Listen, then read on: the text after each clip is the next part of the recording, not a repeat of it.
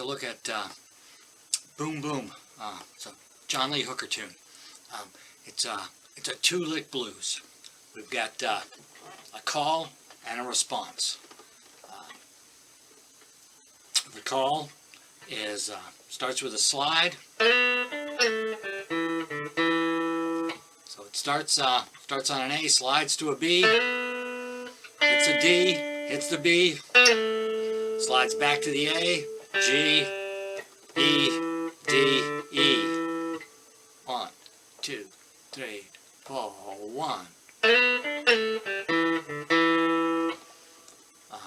The response lick starts on the E.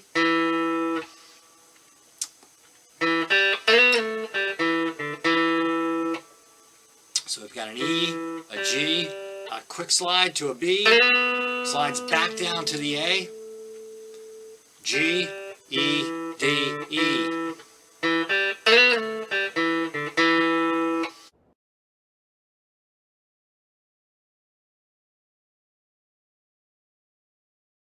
So now we're going to take a look at where did these licks come from. Well, it's an E blues. We've got an E7 chord.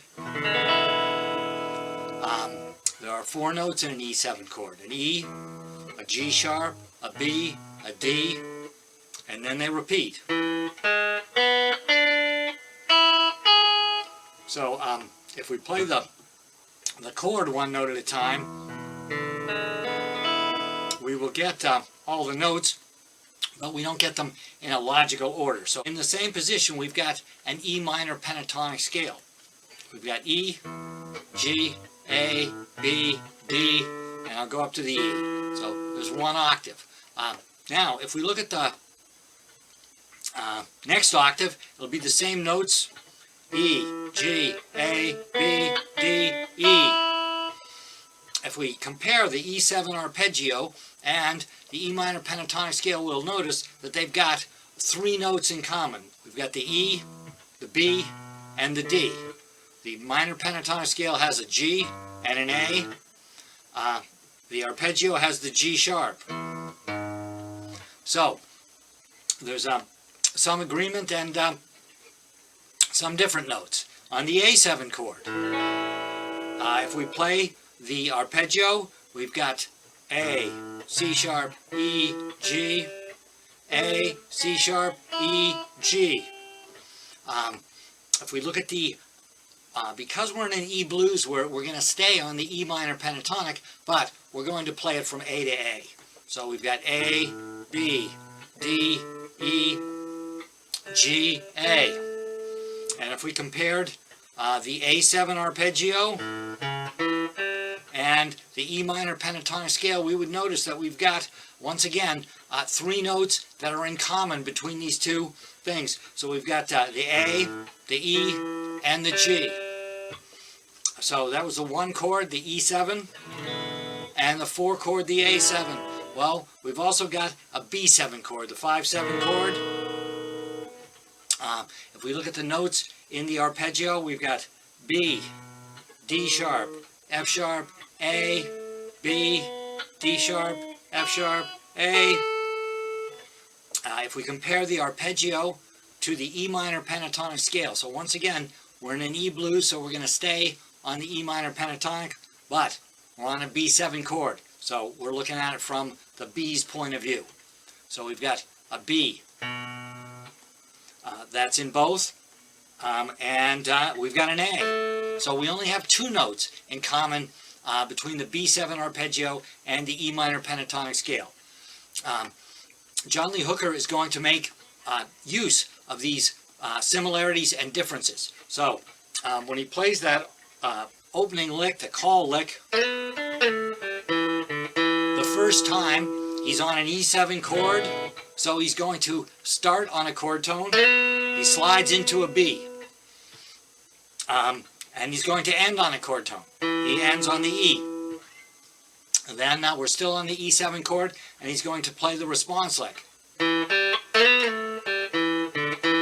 He starts and he ends on the E, so it's a chord tone. So now, when we go to the next time he plays the call lick, we're on the E7 chord, but we're heading to the A7 chord. So, he's going to change the last note. Now, he could have played it the same, it would have sounded okay, but he wants you to know that he's changing chords, so he changes that last note. So you've got this, you really hear that difference that you've just gone to the 4 chord.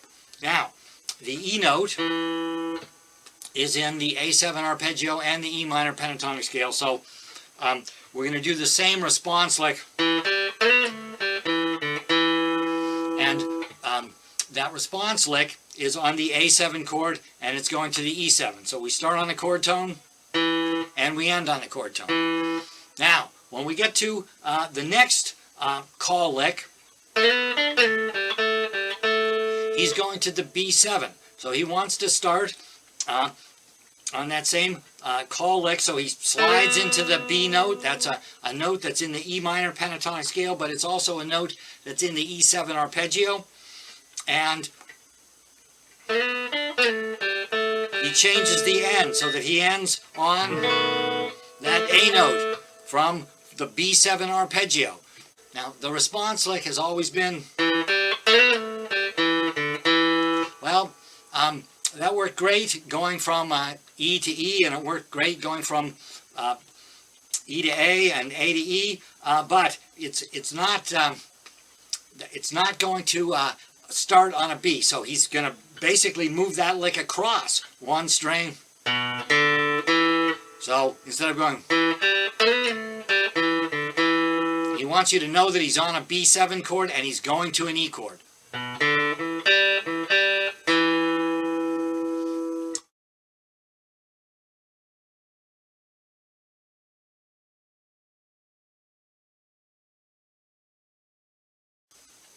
So even though he's not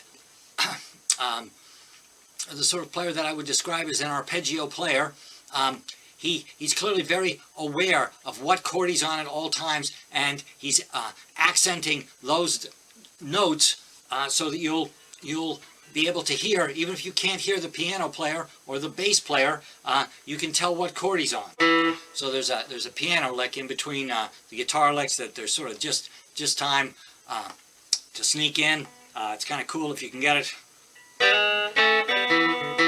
There it is on the E. If you think about this A7 on the B, so we could turn this into a 3-lick blues, I guess is what I'm saying. So here we go. One more time.